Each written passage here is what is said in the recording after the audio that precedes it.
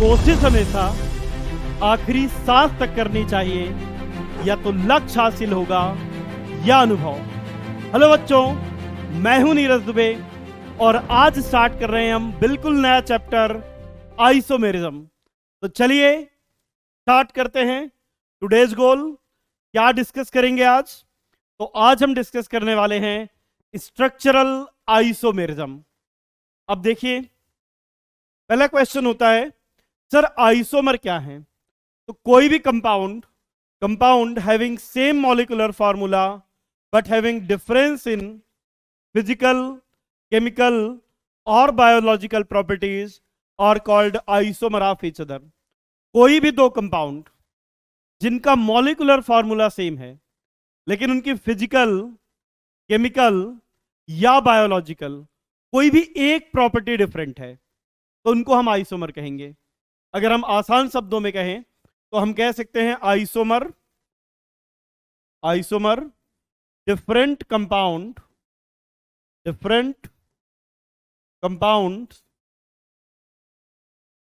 Having same molecular formula. Different compound having same molecular formula. कोई भी दो compound जो डिफरेंट हैं लेकिन अगर उनका मॉलिक्यूलर फार्मूला सेम है तो उन कंपाउंड्स को हम कहेंगे कि ये एक दूसरे के आइसोमर है।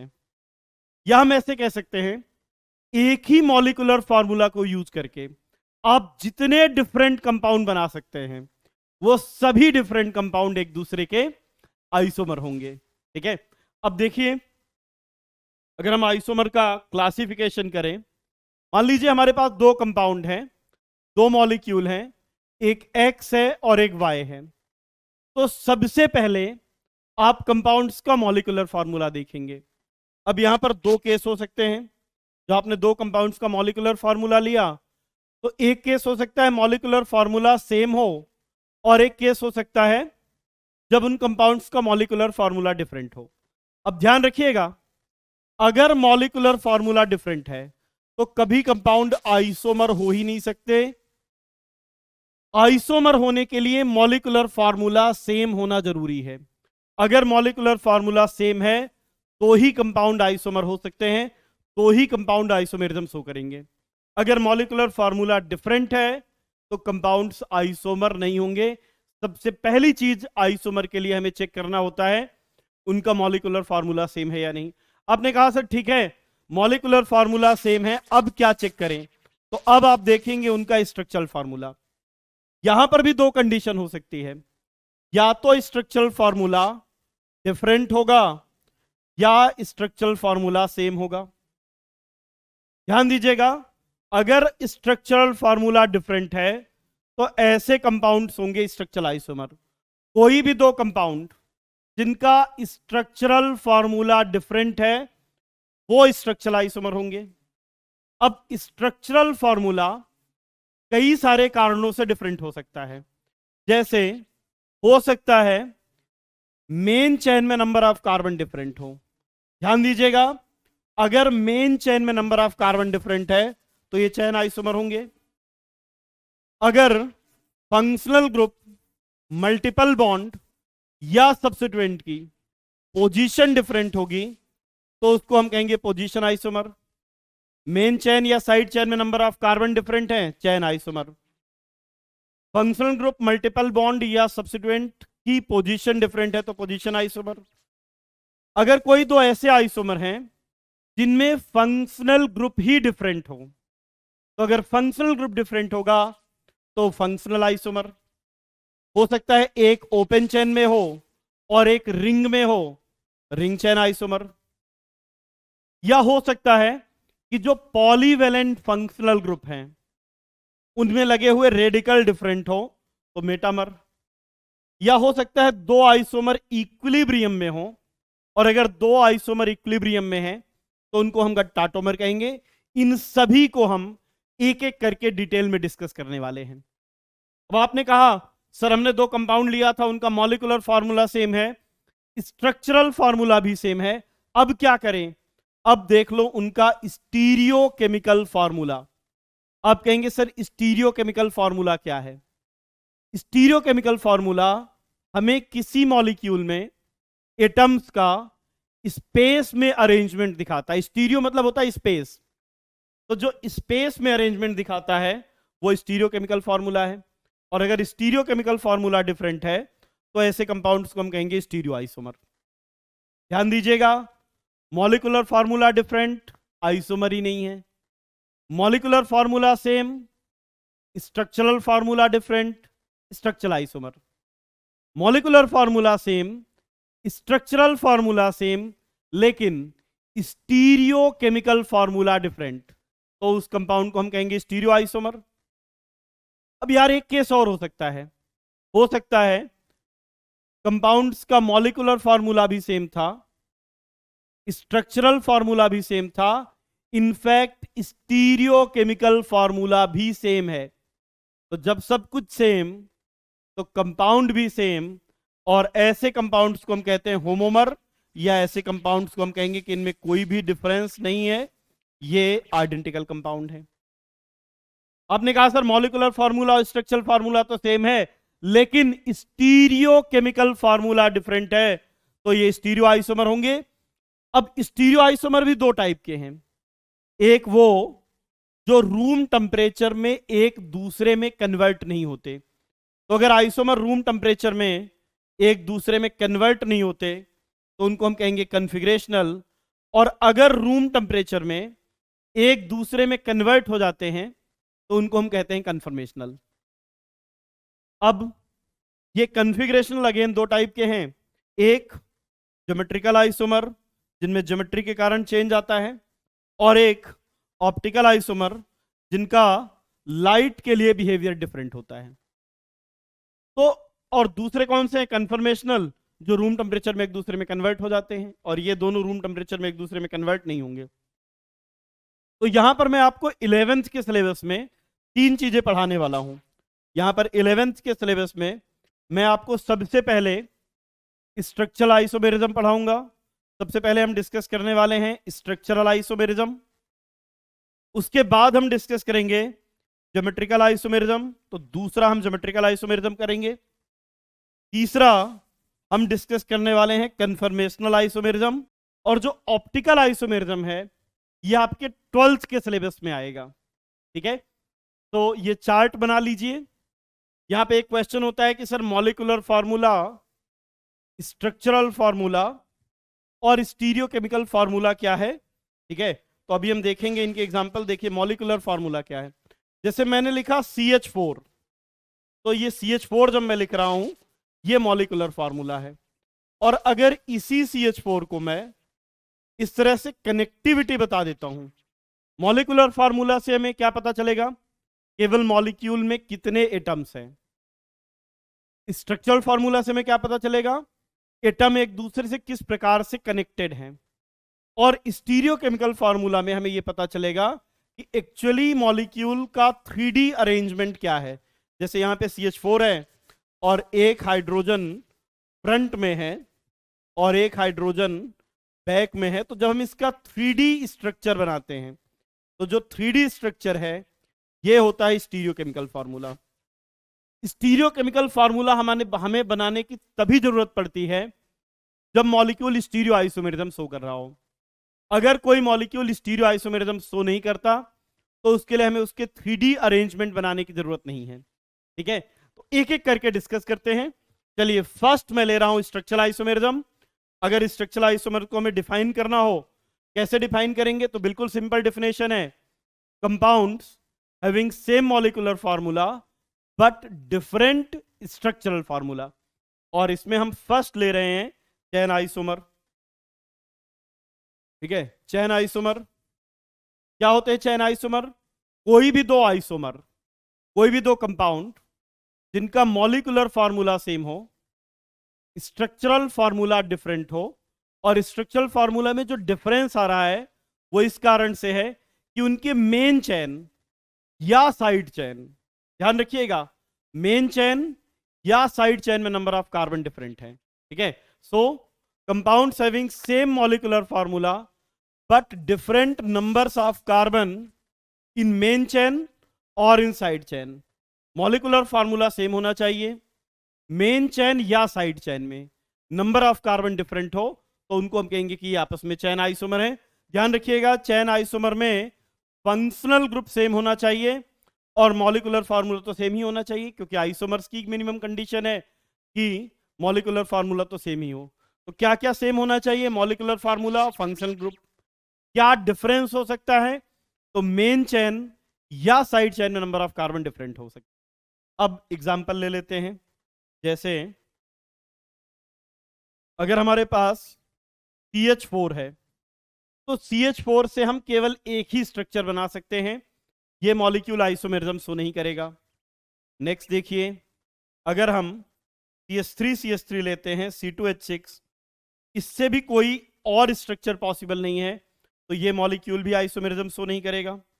अगर हम C3H8 लेते हैं तो इससे भी केवल एक ही स्ट्रक्चर बनेगा, CH3 CH2 CH3। तो ये तीन मॉलिक्यूल ऐसे हैं जो आइसोमेरिज्म शो नहीं करेंगे, इनसे हम कोई भी नया स्ट्रक्चर नहीं बना सकते। इस मॉलिक्यूलर फार्मूला को यूज करके केवल एक ही स्ट्रक्चर बन सकता है, इसलिए कंपाउंड आइसोमेरिज्म शो नहीं करेंगे। नोट कीजिए, फिर कुछ और एग्जांपल लेते हैं।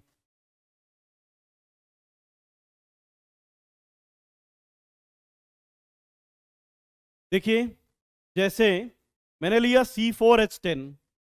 अब देखिए, C4H10 से हम एक स्ट्रक्चर बना सकते हैं जिसमें 4 कार्बन स्ट्रेट चेन में है, और इसी मॉलिक्यूलर फार्मूला को यूज करके हम एक और स्ट्रक्चर बना सकते हैं जिसमें 3 कार्बन मेन चेन में है और एक ब्रांच है।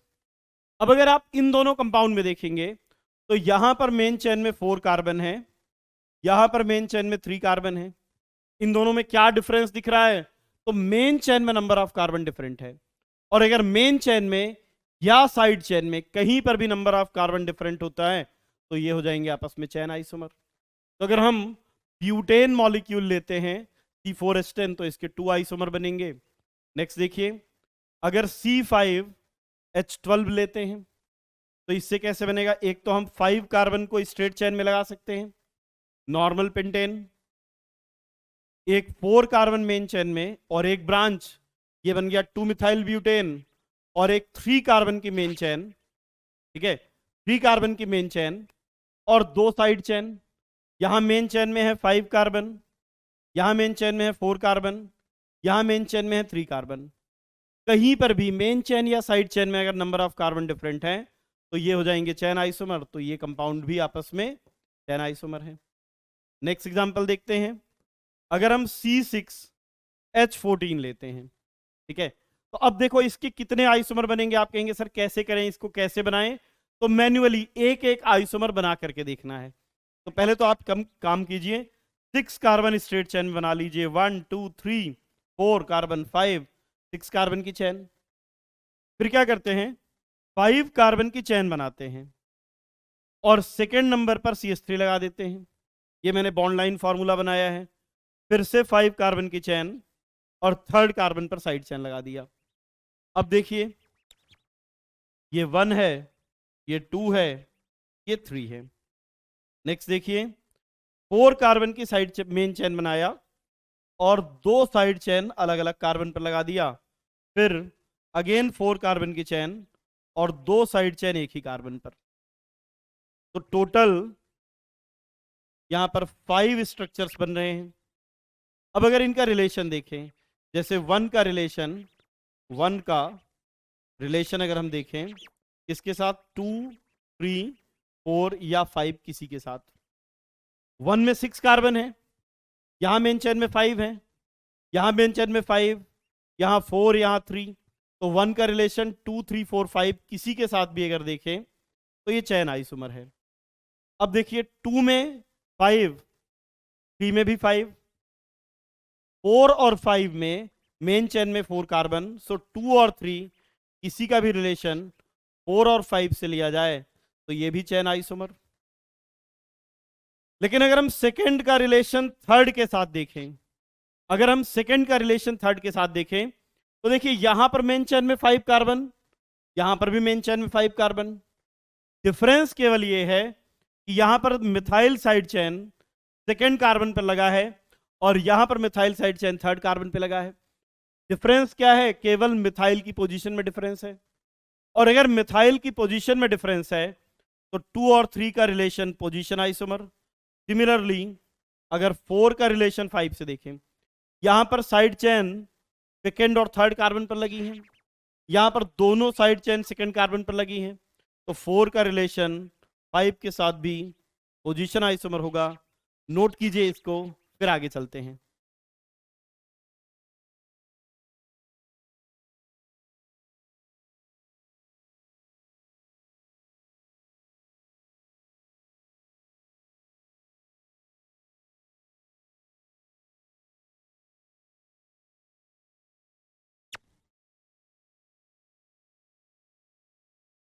अब देखिए,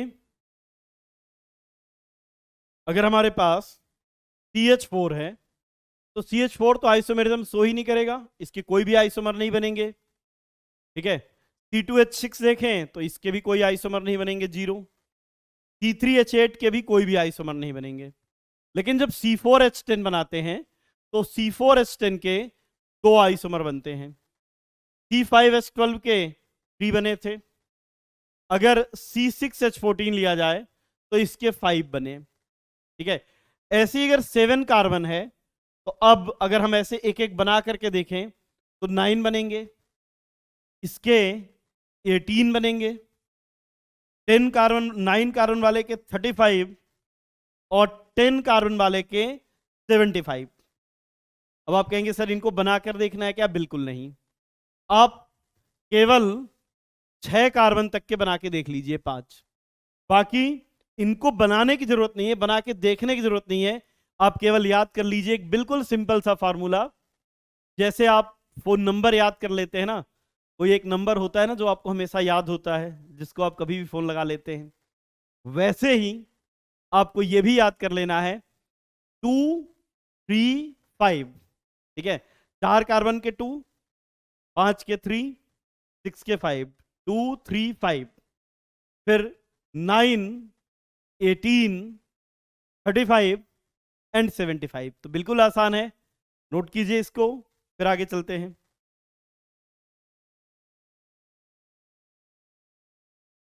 टू 3 5 9 18 35 75। बनाने की जरूरत नहीं है।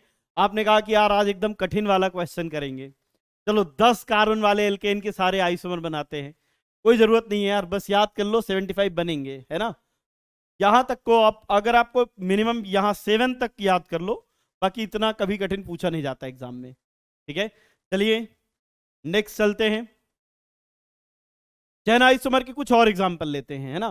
कुछ एग्जांपल लूंगा मैं, आपको आइडेंटिफाई करना है कि ये चैन आइसोमर है या नहीं। ठीक है। तो चलिए, बस देखिए, हमारे पास एक मॉलिक्यूल है ये और दूसरा मॉलिक्यूल है ये। आपको बताना है ये चैन आइसोमर है या नहीं। जरा एक बार चैट में लिख के बता दीजिए कि ये चैन आइसोमर है या पोजीशन आइसोमर। तो यहां पर जरा ध्यान से देखिए। आप कहेंगे सर मेन चैन में 1 2 3 4 5 कार्बन, यहां पर भी मेन चैन में 5 कार्बन, तो मेन चैन में तो नंबर ऑफ कार्बन सेम है, और अगर मेन चैन में नंबर ऑफ कार्बन सेम है तो फिर तो चैन आइसोमर नहीं होना चाहिए। अब याद कीजिए, मैंने आपको लिखवाया था कि मेन चैन या साइड चैन में number of carbon same different हो। यहां पर मेन चैन में तो नंबर ऑफ कार्बन सेम है 5, यहां पर भी 5, लेकिन यहां पर साइड चैन में 2 कार्बन और यहां पे साइड चैन में 1 1 कार्बन है। तो अगर मेन चैन या साइड चैन कहीं पर भी नंबर ऑफ कार्बन डिफरेंट है तो फिर ये चैन आइसोमर होंगे, इसलिए ये कंपाउंड चैन आइसोमर है। ठीक है। चलिए और एग्जांपल देखते हैं। जैसे अगर हमारे पास ये मॉलिक्यूल है, यहां पर बेंजीन है, और दूसरा मॉलिक्यूल है ये CH3 यहां था CH2 CH3। तो अब देखिए, यहां पर मेन चैन बेंजीन है, यहां पर भी मेन चैन बेंजीन है, यहां पर साइड चैन में 2 कार्बन है, यहां पे साइड चैन में 1 1 कार्बन की 2 साइड चैन। तो मेन चैन तो सेम है, लेकिन साइड चैन में नंबर ऑफ कार्बन डिफरेंट है, और इसलिए ये भी आपस में चैन आइसोमर होंगे। ध्यान रखिएगा, मेन चेन या साइड चेन, कहीं पर भी नंबर ऑफ कार्बन डिफरेंट, तो फिर कंपाउंड चेन आइसोमर हो जाएंगे। चलिए और एग्जांपल लेते हैं। जैसे एक ये मॉलिक्यूल है और ये मॉलिक्यूल है। अब अगर इनको देखें, यहाँ पे हाइड्रोजनेट कर लेते हैं, CH3 CH2 CH2, यहाँ पर भी CH3 CH CH3। अब बहुत सारे लोग कहते हैं कि सर देखो क्या किया है आपने, पहले COOH यहाँ लगा था, आपने यहाँ से उठा के यहाँ लगा दिया, पहले फर्स्ट में लगा था सेकंड में लगा दिया, तो आपने तो COOH की पोजीशन चेंज की है, और अगर COOH की पोजीशन चेंज हुई है तो पोजीशन आइसोमर होंगे। लेकिन जरा ध्यान से देखिए, मैंने कहा था यहां पर मेन चेन नंबरिंग COOH से स्टार्ट करते हैं, तो यहां पर मेन चेन में 4 कार्बन है, और यहां पर मेन चेन नंबरिंग COOH से स्टार्ट करेंगे। इस बार मेन चेन में 3 कार्बन है, तो मेन चेन COOH की पोजीशन चेंज करने पर मेन चेन ही चेंज हो गई, और मेन चेन में अगर नंबर ऑफ कार्बन चेंज हो गए तो फिर ये कंपाउंड आपस में हो जाएंगे चेन आइसोमर। नोट कीजिए, फिर कुछ और एग्जांपल लेते हैं।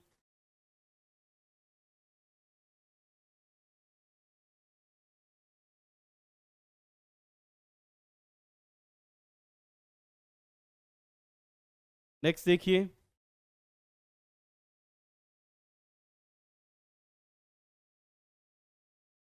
अगर हमारे पास CH2 CH2 CH3 है और एक CH3 CH CHO CH3 है। अब यहां पर देखिए, इस बार 1 2 3 4 कार्बन की चेन, यहाँ पे एल्डिहाइड से स्टार्ट करेंगे, 3 कार्बन की चेन, यहाँ पर भी मेन चेन में नंबर ऑफ कार्बन डिफरेंट है, तो ये भी चेन आइसोमर। एक बार मेन चेन में 4 कार्बन, एक बार मेन चेन में 3 कार्बन। और एग्जांपल लेकर के देखते हैं, जैसे CH3 CH2 CH2 SO3H, और एक है CH3 CH SO3H CH3। अब ये बताइए, जरा चैट में एक बार लिखकर बताइए, ये क्या होंगे, चेन आइसोमर या पोजीशन आइसोमर? तो जरा ध्यान से देखें, अब यहां पे SO3H ये तो कार्बन कंटेनिंग फंक्शन ग्रुप है नहीं, और अगर कार्बन कंटेनिंग फंक्शन ग्रुप नहीं है तो नंबरिंग यहां से स्टार्ट करेंगे, 1 2 3 कार्बन की चेन, और यहां पर भी 1 2 3 कार्बन की चेन, तो मेन चेन में नंबर ऑफ कार्बन सेम है, केवल SO3H की पोजीशन चेंज है।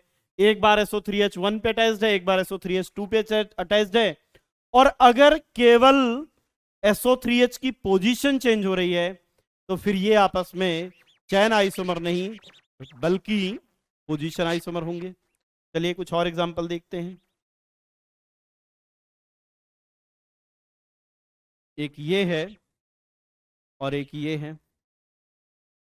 अब यहां पर देखिए, इस बार आप कहेंगे सर मेन चेन में 1 2 3 4 कार्बन, और यहां पर तो मेन चेन में 1 2 3 कार्बन ही है, तो ये क्या होंगे, चैन या पोजीशन? जरा लिख के बताइए चैट में, चैन या पोजीशन।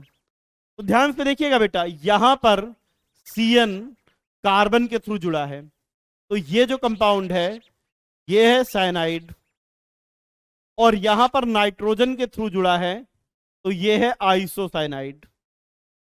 इस बार एक है साइनाइड और एक है आइसोसाइनाइड, और साइनाइड और आइसोसाइनाइड ये डिफरेंट फंक्शनल ग्रुप है, और डिफरेंट फंक्शन ग्रुप होने के कारण ये कंपाउंड आपस में फंक्शनल आइसोमर होंगे। ठीक है, और एग्जांपल लेकर के देखते हैं।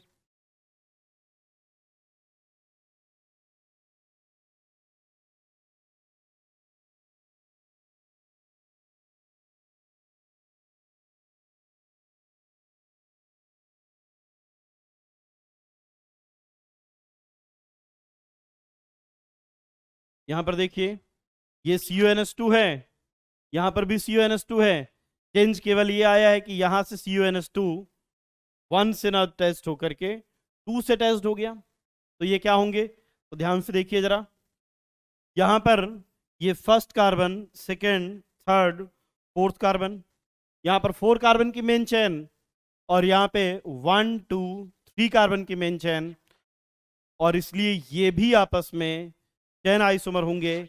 मेन चेन में 4 कार्बन, मेन चेन में 3 कार्बन। नोट कीजिए, फिर आगे चलते हैं।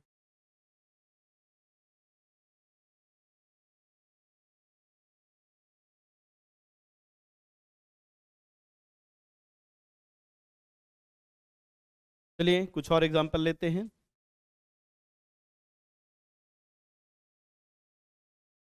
जैसे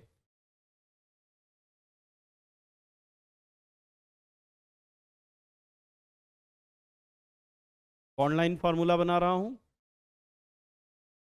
एक कंपाउंड है ये, यहाँ पे डबल बॉन्ड लगा है।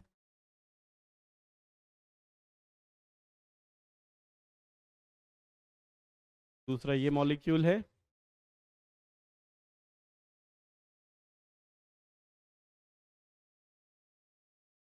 तीसरा ये मॉलिक्यूल है। अभी यहाँ पे 2 डबल बॉन्ड थे, पर इसमें भी 2 डबल बॉन्ड, और यहाँ पर 2 डबल बॉन्ड। ठीक है, चलिए और एग्जांपल लेते हैं। तब तक आप इस क्वेश्चन को सॉल्व कीजिए और बताइए कि ये आपस में किस टाइप के आइसोमर हैं। नेक्स्ट देखते हैं।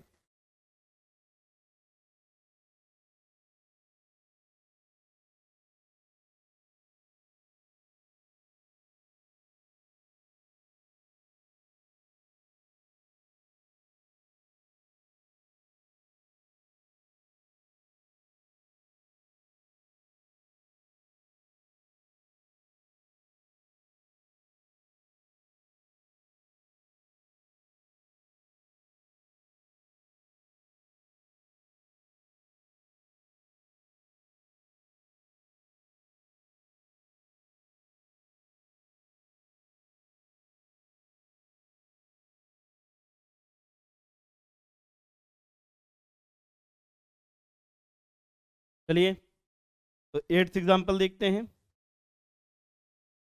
अब यहां पर देखिए, तो बहुत सारे लोगों को जब मैं एग्जांपल देता हूं तो क्या कहते हैं कि देखो सर आपने किया क्या है, पहले डबल बॉन्ड इन दोनों पे थे, फिर आपने इस डबल बॉन्ड को सेम रखा, इसकी पोजीशन चेंज कर दी, फिर आपने क्या किया, दोनों डबल बॉन्ड की पोजीशन चेंज कर दी। लोग कहते हैं सर आप डबल बॉन्ड की पोजीशन ही तो चेंज कर रहे हो ना, और अगर डबल बॉन्ड की पोजीशन चेंज कर रहे हो तब तो पोजीशन आइसोमर होने चाहिए, राइट। पर जरा यहां ध्यान से देखिए, इस बार डबल बॉन्ड की पोजीशन चेंज करने पर मेन चेन चेंज हो जाएगी। यहां पर मेन चेन में 4 कार्बन, यहां पर देखिए 1 2 3 4 5, मेन चेन में 5 कार्बन। और अगर आप यहां पर देखेंगे तो मेन चेन में 6 कार्बन, मेन चेन में नंबर ऑफ कार्बन डिफरेंट हो रहे हैं, और इसलिए ये कंपाउंड आपस में चेन आइसोमर होंगे।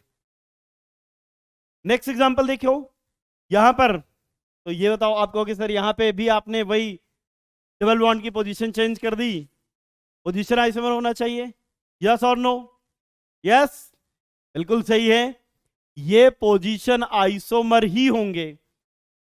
यहां पे देखिए 1 2 3 4 कार्बन की चेन, 1 2 3 4 कार्बन की चेन, 1 2 3 4 कार्बन की चेन। अब देखो मेन चेन में सभी में 4 कार्बन है, सभी में एक फिनाइल रिंग ग्रुप लगा हुआ है, इसका नाम क्या है, 2 फिनाइल ब्यूटीन। इसका नाम है 2 फिनाइल ब्यूटवनीन। यहां पे 2 फिनाइल ब्यूटूइन, यहां पे 2 फिनाइल ब्यूटवनीन था, यहां पे 2 फिनाइल ब्यूटूइन है, तो डबल बॉन्ड की पोजीशन चेंज हुई है। अब देखो ये 2 फिनाइल 1 ब्यूटीन था, ये 3 फिनाइल 1 ब्यूटीन है, इन दोनों में डबल बॉन्ड फिनाइल की पोजीशन चेंज हुई है। मेन चेन और साइड चेन में नंबर ऑफ कार्बन सेम है, और इसलिए ये आपस में चेन आइसोमर होंगे। नेक्स्ट एग्जांपल देखिए, जरा चैट में बताइए क्या होंगे। आप कहेंगे सर आपने डबल बॉन्ड यहां से उठा के यहां रख दिया, डबल बॉन्ड की पोजीशन चेंज हो गई, पोजीशन आइसोमर। कुछ ने कहा पोजीशन आइसोमर, कुछ ने कहा चेन आइसोमर। देखो कुछ लोगों ने कहा कि सर देखो 1 2 3 4 5 कार्बन की चेन, यहाँ पे 1 2 3 4 5, अच्छा, तो और यहाँ पे साइड चेन 2 कार्बन की, यहाँ पे साइड चेन 1 कार्बन की। कुछ ने कहा कि सर डबल बॉन्ड की पोजीशन चेंज हुई है, कुछ लोगों ने कहा कि सर साइड चेन में नंबर ऑफ कार्बन डिफरेंट हो तो चेन आइसोमर। आप जरा एक बार चैट में लिख के बता दीजिए क्या है, चैन है या पोजीशन है। यार ये ना तो चैन है ना ही पोजीशन है, ये आइसोमर ही नहीं है, इनमें नंबर ऑफ कार्बन डिफरेंट है। यहां पर अगर आप देखेंगे तो 5 और 2 7 कार्बन है, यहां पे 6 कार्बन है। किस टाइप के आइसोमर हैं ये चेक करने से पहले जरा ये चेक कर लेना कि वो आइसोमर है या नहीं। ये तो आइसोमर ही नहीं है, ये तो है ही नहीं। और जब इनका मॉलिक्यूलर फार्मूला डिफरेंट है, नंबर ऑफ कार्बन डिफरेंट है, तो ये आइसोमर नहीं होंगे, नॉट आइसोमर। नोट कीजिए, फिर आगे चलते हैं।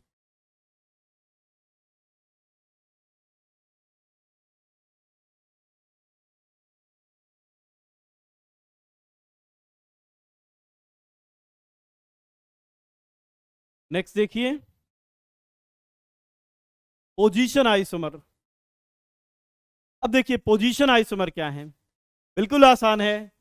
कोई भी दो ऐसे आइसोमर जिनके मेन चेन और साइड चेन दोनों में ही नंबर ऑफ कार्बन सेम होना चाहिए, उनका मॉलिक्यूलर फार्मूला सेम होना चाहिए, तभी तो आइसोमर होंगे।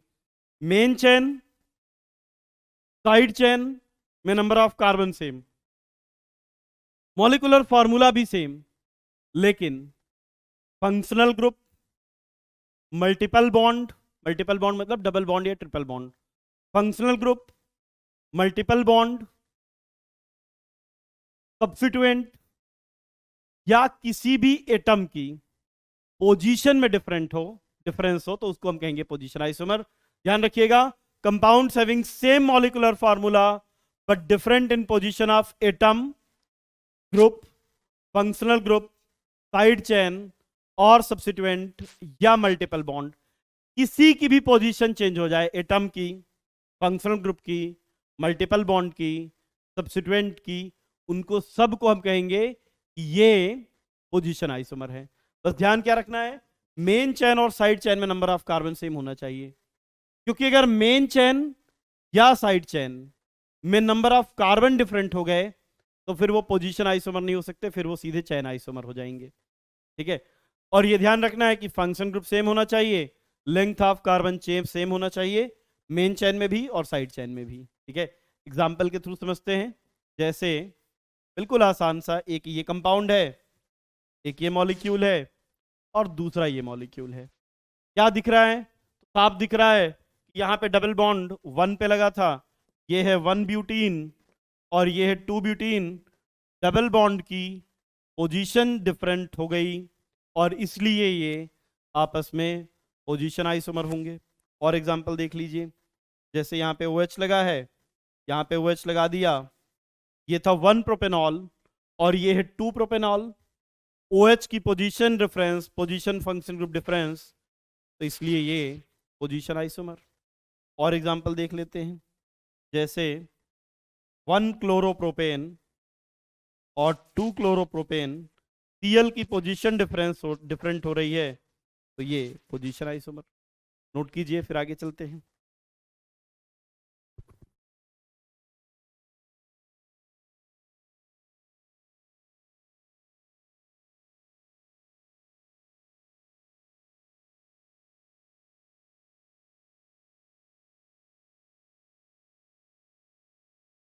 नेक्स्ट देखिए,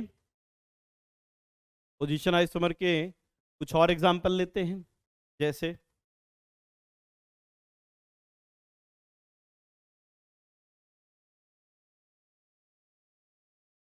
C डबल बॉन्ड O,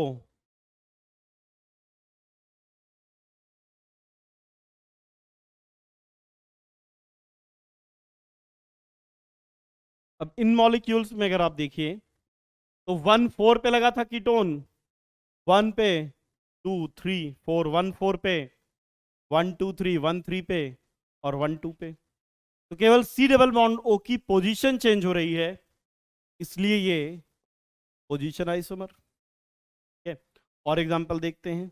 जैसे यहाँ पे 1 और 4 पे OH लगा है, यहाँ पे 1 और 3 पे OH लगा है और यहाँ पे 1 और 2 पे OH लगा है। अब देखिए यहाँ पे 1 3 पे 1 2 3 4, यहाँ पे 1 2 3 और यहाँ पे 1 2 पे सिर्फ OH की पोजीशन चेंज हो रही है। और अगर फंक्शनल ग्रुप की पोजीशन चेंज होगी तो ये आइसोमर आपस में पोजीशन आइसोमर होंगे। नेक्स्ट एग्जांपल देखते हैं। ये वाला मॉलिक्यूल है क्यूनॉल, ये मॉलिक्यूल है रिसोर्सिनॉल और ये मॉलिक्यूल है कैटिकॉल। नोट कीजिए, फिर आगे चलते हैं।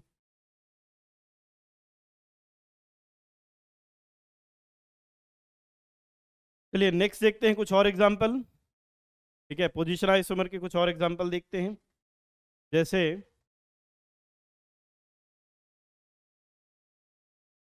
अगर हमारे पास एक ये आइसोमर है, एक ये आइसोमर है,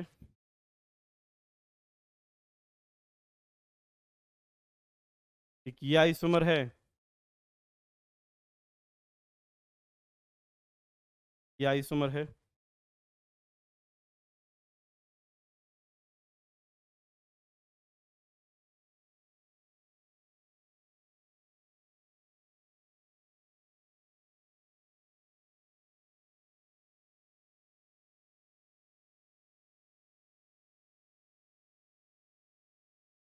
एक ये है। अब इन तीनों में देखिए, इन तीनों में अगर देखें तो यहां पे OCH3 लगा है और OCH3 सब्स्टिट्यूएंट है। यहां पे नंबरिंग करें तो 1 2 3, 1 मेथॉक्सी और 3 कार्बन कंपाउंड प्रोपेन।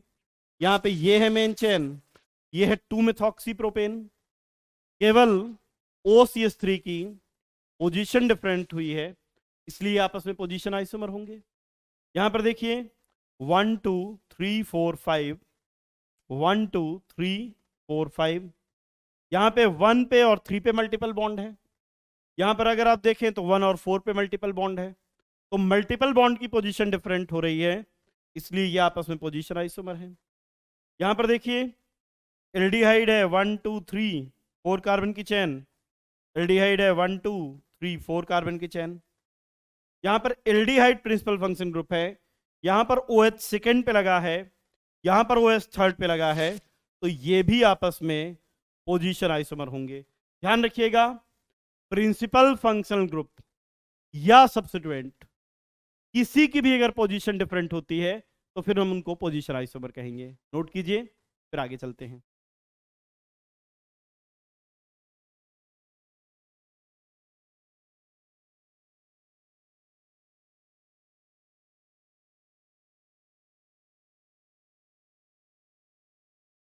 ठीक है, चलिए नेक्स्ट देखते हैं। 8 एग्जाम्पल हो गए, 9th एग्जाम्पल देखते हैं।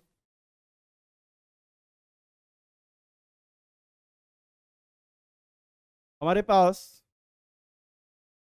एक मॉलिक्यूल है,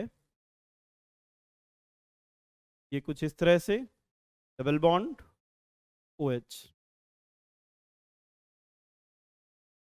और दूसरा मॉलिक्यूल है ये OH। ठीक है, अब बताइए जरा, थोड़ा सा चेंज कर लेते हैं, OH को यहीं पे रहने देते हैं और डबल बॉन्ड को यहाँ। ठीक है, अब देखिए जरा ये क्या है आपस में। आप कहेंगे सर मेन चेन में तो नंबर ऑफ कार्बन सेम है, यहां पर भी 10 कार्बन है, यहां पर भी 10 कार्बन है। अब बताइए जरा, अगर मेन चेन में नंबर ऑफ कार्बन सेम है, ठीक है, तो चेन आइसोमर तो है नहीं, केवल यहां पर पोजीशन डिफरेंट हो रही है। आपको बताना है किसकी पोजीशन डिफरेंट है। आप कहेंगे सर साफ दिख रहा है, पहले डबल बॉन्ड यहां था, अब डबल बॉन्ड यहां पे आ गया, डबल बॉन्ड की पोजीशन चेंज हो रही है। चलो देख लेते हैं। यहाँ पे 1 2 3, यहाँ पे 1 2 3 4 5, और अगर डबल बॉन्ड की पोजीशन चेंज हो रही है, प्रिंसिपल फंक्शन ग्रुप की पोजीशन सेम है, तो ये आपस में पोजीशन आइसोमर होंगे। ठीक है, एक एग्जांपल और लेते हैं सिमिलरली इसी के जैसा। अब बताइएगा ये क्या है आपस में। सेम ऐसा ही, बस इस बार यहाँ पे Cl लगा है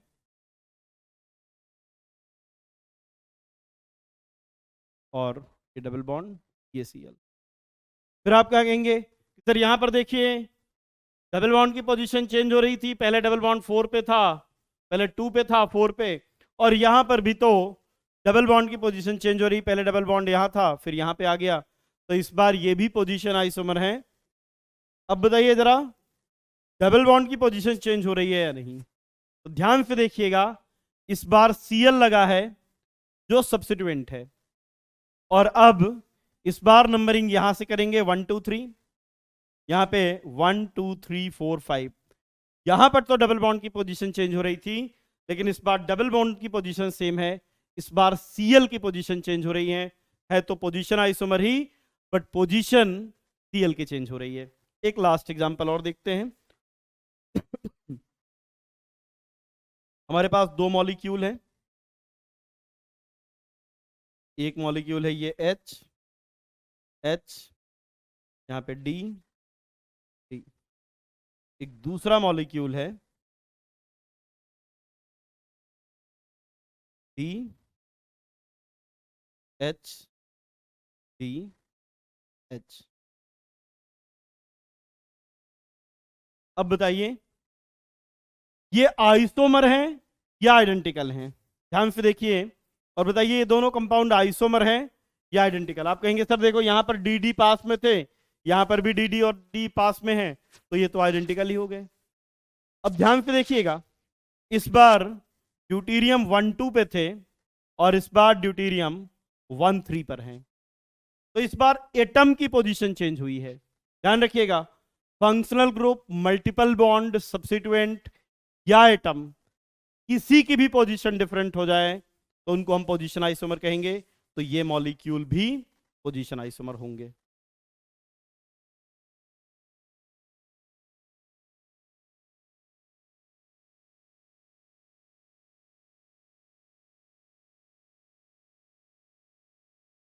चलिए नेक्स्ट स्लाइड पे चलते हैं।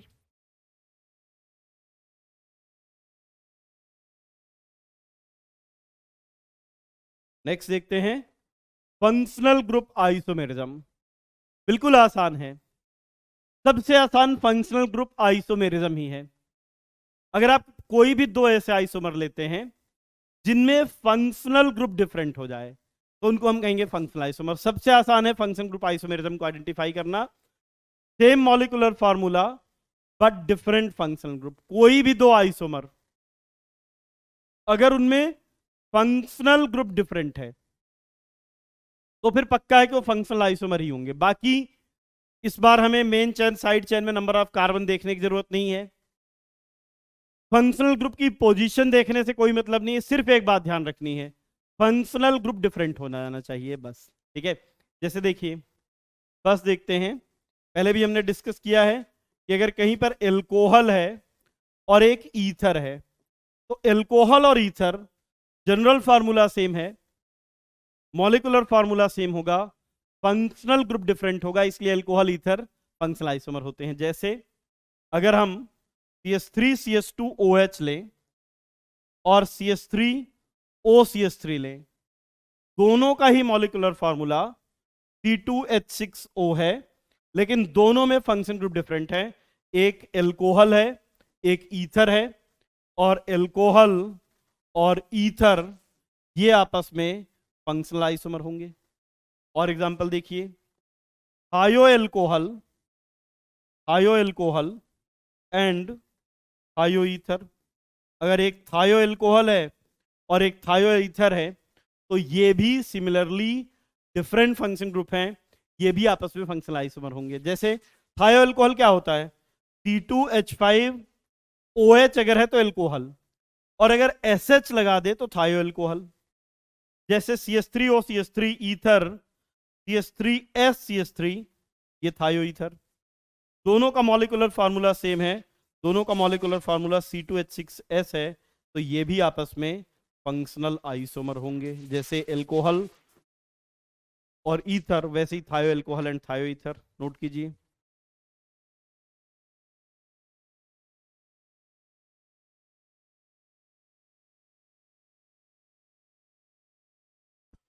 नोटेड।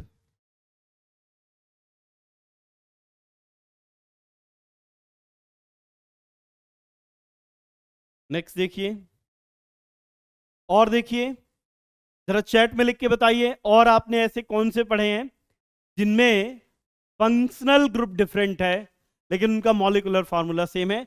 जैसे aldehyde and ketone, aldehyde and ketone. अब देखिए, अगर हमारे पास CH3 CH2 CHO है, तो ये एल्डिहाइड है, और CH3 COCH3 कीटोन है। इन दोनों में फंक्शनल ग्रुप डिफरेंट है, तो एल्डिहाइड और कीटोन फंक्शनल आइसोमर होंगे। और देखिए, यही नहीं, अभी और देखिए, एसिड एंड एस्टर। अगर एसिड और एस्टर देखें, इनका भी मॉलिक्यूलर फार्मूला सेम होगा, फंक्शनल ग्रुप डिफरेंट होंगे, ये भी आपस में फंक्शनल आइसोमर होंगे। जैसे CH3COOH, ये एसिड है, HC डबल बॉन्ड OCH3 ये एस्टर है, दोनों का मॉलिक्यूलर फार्मूला सेम है, C2H4O2, और इसलिए ये भी आपस में फंक्शनल आइसोमर है। और एग्जांपल देखिए, इनफैक्ट अगर एक एल्कीन है और एक साइक्लो एल्केन है, तो एल्कीन और साइक्लो एल्केन भी फंक्शनल आइसोमर होंगे। जैसे अगर हमारे पास CH3 CH double bond CH2 है, ये एल्कीन है, और इसी मॉलिक्यूलर फार्मूला को यूज करके मैं बना सकता हूं साइक्लोप्रोपेन। तो ये एल्कीन, ये साइक्लोएल्केन, दोनों का मॉलिक्यूलर फार्मूला C3H6 ही है, बट फंक्शनल ग्रुप डिफरेंट है, एक ईन है, एक एन है, एक एल्कीन है, एक एल्केन है, तो ये भी आपस में फंक्शनल आइसोमर। नोट कीजिए इसको, फिर और कुछ एग्जांपल देखते हैं।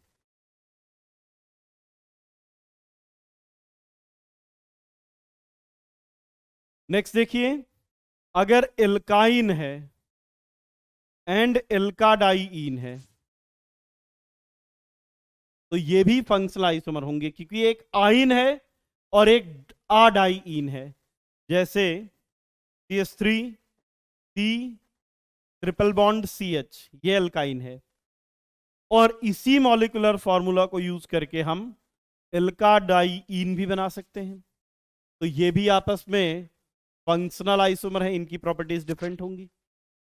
और एग्जांपल देखते हैं, और कुछ, चलिए आप जरा चैट में एक बार लिख के बता दीजिए, अगर आपको कुछ ऐसे ग्रुप याद आ रहे हैं जिनका जनरल फार्मूला सेम है, जिनका मॉलिक्यूलर फार्मूला सेम है, लेकिन उनसे डिफरेंट फंक्शन ग्रुप बना सकते हैं।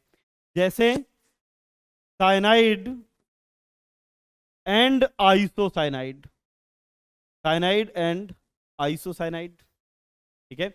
जैसे CH3 C triple bond N cyanide and CH3 NC, ये आपस में फंक्शनल आइसोमर होंगे, इनका मॉलिक्यूलर फार्मूला, जैसे इनका C3H4, यहाँ पे C2H3N, दोनों का मॉलिक्यूलर फार्मूला सेम है। चलिए और देखिए, और भी कुछ ऐसे कंपाउंड हो सकते हैं, यस, जैसे 1 डिग्री, 2 डिग्री और 3 डिग्री अमीन। मैंने पहले भी कई बार डिस्कस किया है कि 1 डिग्री, 2 डिग्री एंड 3 डिग्री अमीन ये डिफरेंट फंक्शनल ग्रुप हैं, लेकिन एक ही मॉलिक्यूलर फार्मूला से हम तीनों बना सकते हैं। जैसे हमारे पास CH3 CH2 CH2 NH2 है। अब देखिए, ये 1 डिग्री अमीन है, ये 1 डिग्री अमीन है, इसी मॉलिक्यूलर फार्मूला से हम CH3 NH CH2 बना सकते हैं, और इसी मॉलिक्यूलर फार्मूला से हम 2 डिग्री के अलावा 3 डिग्री अमीन भी बना सकते हैं। ये देखिए, ये हो गया 3 डिग्री अमीन।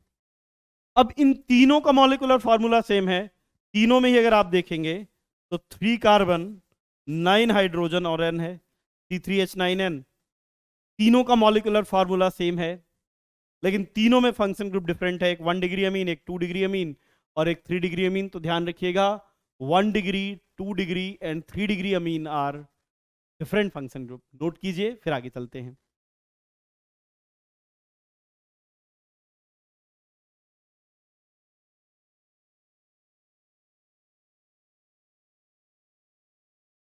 नेक्स्ट देखिए, चलिए कुछ और एग्जांपल लेते हैं। अगर 1 डिग्री, 2 डिग्री, 3 डिग्री अमाइड लिए जाएं तो ये भी डिफरेंट फंक्शन ग्रुप होंगे। जैसे अगर हमारे पास CH3 CH2 CONH2 है, यहां पे CONH2 है, अमाइड है, फंक्शन ग्रुप है।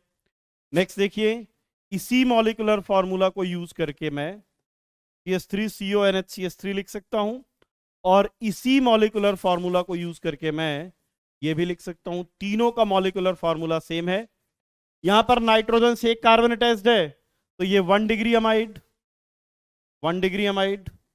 यहां पर नाइट्रोजन से 2 कार्बन अटैच्ड हैं तो ये हो गया 2 डिग्री अमाइड। यहां पर नाइट्रोजन से 3 कार्बन अटैच्ड हैं तो ये 3 डिग्री अमाइड। तो यार मॉलिक्यूलर फॉर्मूला तो सेम है, लेकिन एक 1 डिग्री अमाइड है, एक 2 डिग्री अमाइड है, एक 3 डिग्री अमाइड है। इनकी केमिकल प्रॉपर्टीज डिफरेंट होंगी और इसलिए ये आपस में फंक्शनल आइसोमर होंगे। चलिए और देखते हैं, ठीक है। और देखिए, जैसे cyanide and isocyanide functional isomer थे, वैसे ही nitro and nitrite, nitro and nitrite भी फंक्शनल आइसोमर होंगे। जैसे CH3NO2 ये है नाइट्रो, और इसी मॉलिक्यूलर फॉर्मूला को यूज करके मैं लिख सकता हूं CH3ONO, एक नाइट्रो है, एक नाइट्राइट है, दोनों में फंक्शन ग्रुप डिफरेंट है, तो ये भी आपस में फंक्शनल आइसोमर होंगे। ठीक है, नोट कीजिए, फिर आगे चलते हैं।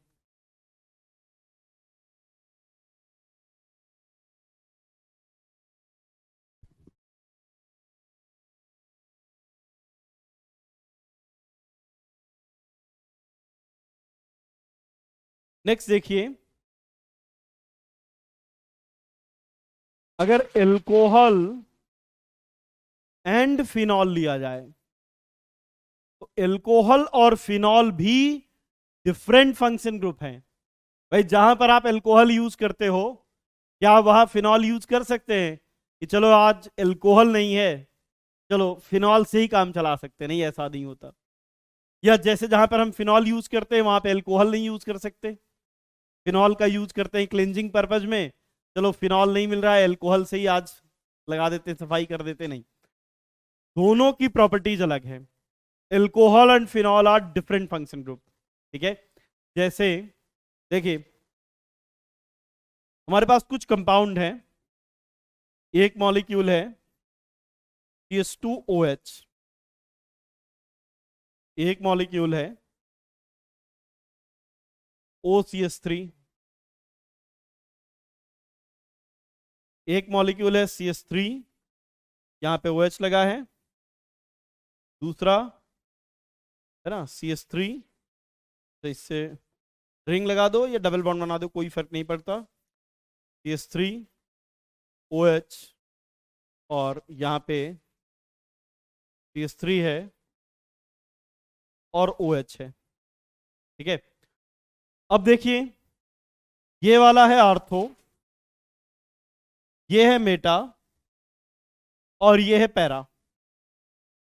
अब इनमें बेंजीन रिंग से डायरेक्ट OH लगा है, तो ये फिनॉल हैं तीनों, ये तीनों फिनॉल है।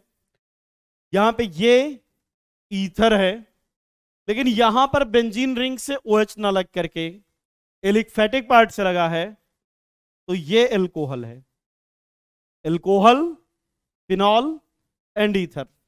अब देखो, अगर ये 1 है, ये 2 है, ये 3 है, ये 4 है और ये 5 है, तो 3, 4 और 5 का अगर आपस में रिलेशन देखें, सिर्फ CH3 की पोजीशन में डिफरेंस है। 1 2, 1 3, 1 4 पोजीशन आइसोमर। 1 एल्कोहल है, बाकी या तो ये फिनॉल है या ईथर है। तो अगर 1 का रिलेशन 2, 3, 4, 5 से किया जाए तो ये फंक्शनल होगा, और 2 का रिलेशन 3, 4, 5 से किया जाए या 1 से, तो ये भी फंक्शनल आइसोमर होगा। ठीक है, नोट कीजिए इसे। तो बिल्कुल आसान है। अगर आपको कोई भी दो कंपाउंड दिखे जिनमें फंक्शनल ग्रुप डिफरेंट है, तो अगर फंक्शनल ग्रुप डिफरेंट है तो ऐसे कंपाउंड फंक्शनल आइसोमर होंगे। चलिए नेक्स्ट चलते हैं। नेक्स्ट देखते हैं मेटामेरिज्म। अब देखिए मेटामेरिज्म क्या है। अगर कोई भी मॉलिक्यूल है और उस मॉलिक्यूल में पॉलीवेलेंट फंक्शनल ग्रुप है, और अगर पॉलीवेलेंट फंक्शनल ग्रुप से लगे हुए रेडिकल डिफरेंट हैं, तो उनको हम कहेंगे कि ये आपस में मेटामर हैं। तो अब क्वेश्चन उठता है कि सर पॉलीवेलेंट फंक्शनल ग्रुप क्या है। तो कोई भी ऐसा फंक्शनल ग्रुप जिससे एक से ज्यादा रेडिकल अटैच्ड हो सकते हैं, उनको हम कहते हैं पॉलीवेलेंट फंक्शन ग्रुप। चलिए मैं आपको कुछ मोनोवेलेंट और पॉलीवेलेंट फंक्शन ग्रुप बताता हूं। मोनोवेलेंट, और इधर कुछ ले लेते हैं पॉलीवेलेंट। ठीक है, अब देखिए मोनोवेलेंट में जैसे OH है एल्कोहल, तो एल्कोहल से केवल एक रेडिकल जुड़ सकता है, तो एल्कोहल मेटामेरिज्म शो नहीं करेगा। लेकिन अगर हम ईथर ले लें तो ईथर से दो ग्रुप जुड़ सकते हैं, इसलिए ये मेटामेरिज्म शो करेगा, पॉलीवेलेंट।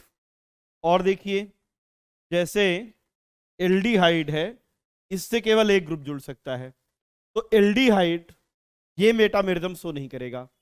लेकिन अगर कीटोन देखें, कीटोन से एक से ज्यादा रेडिकल अटैच हो सकते हैं, ये मेटामेरिज्म शो करेगा।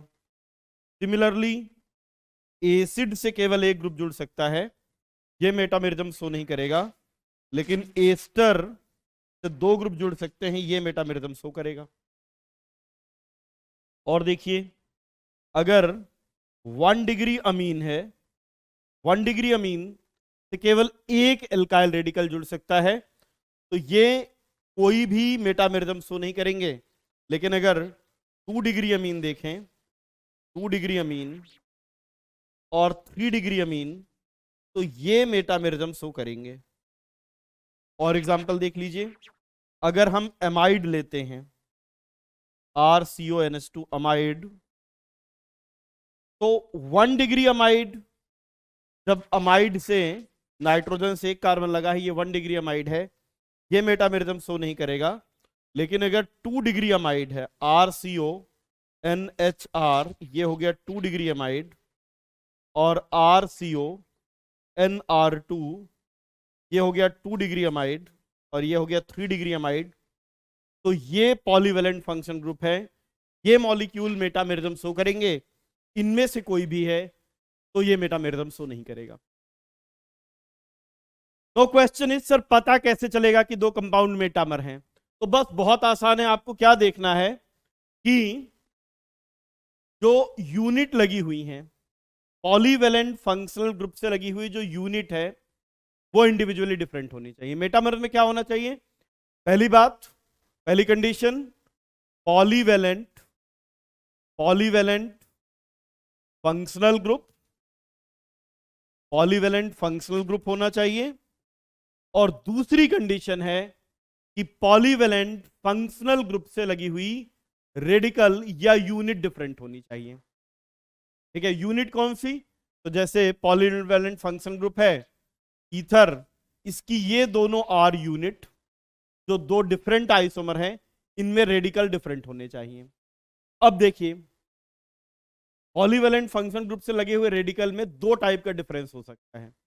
एक तो हो सकता है उनके साइज में चेंज आ जाए, साइज में चेंज आ जाए यानी नंबर ऑफ कार्बन चेंज हो जाए या नंबर ऑफ एटम चेंज हो जाए।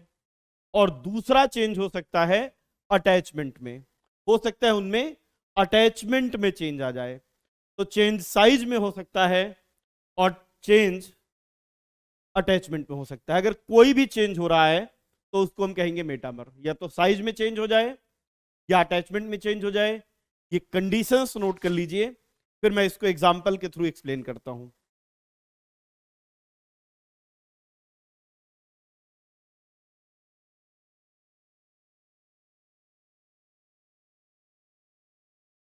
अब एग्जांपल देखिए, जैसे अगर हमारे पास CH3 CH2O CH2CH3 है।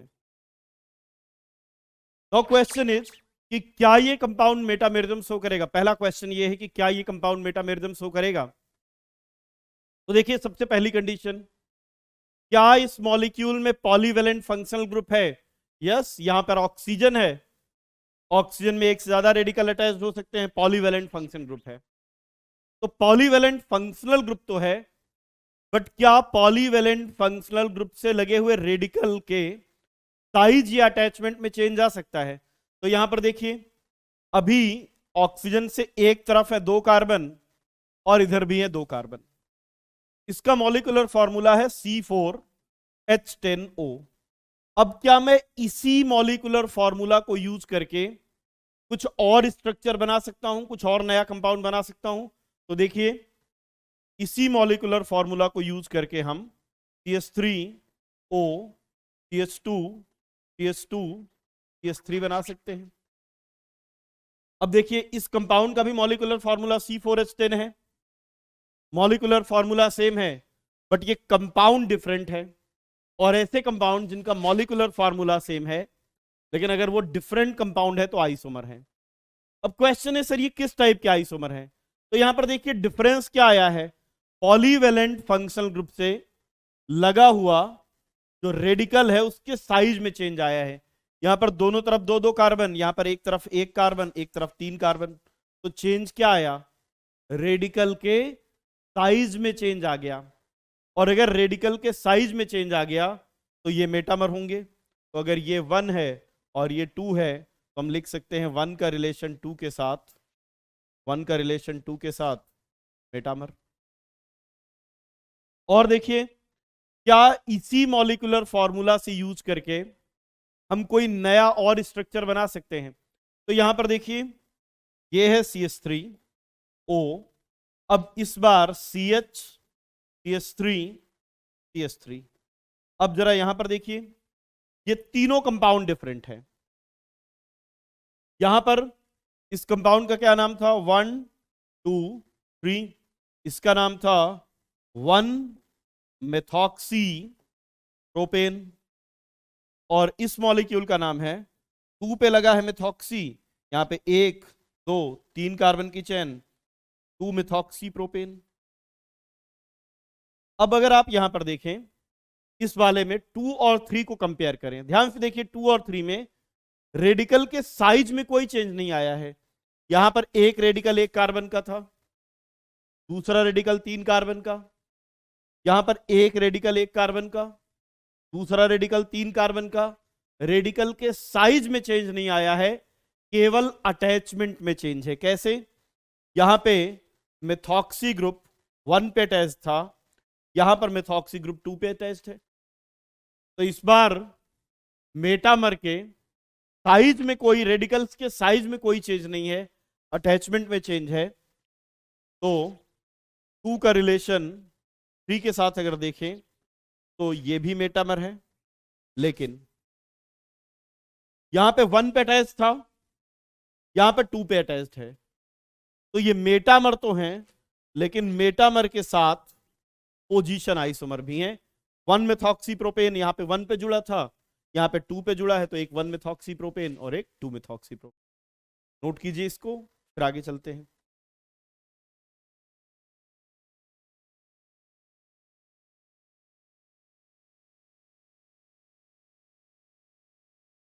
चलिए और एग्जांपल लेते हैं। ये फर्स्ट एग्जांपल था,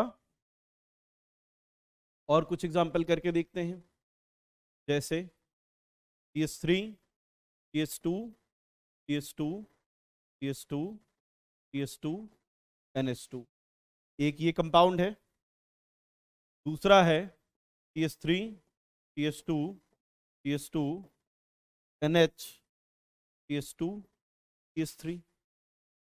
तीसरा है CH3 CH2 CH2 CH2 NH CH3। एक कंपाउंड है CH3 CH3 CH2 NH CH3।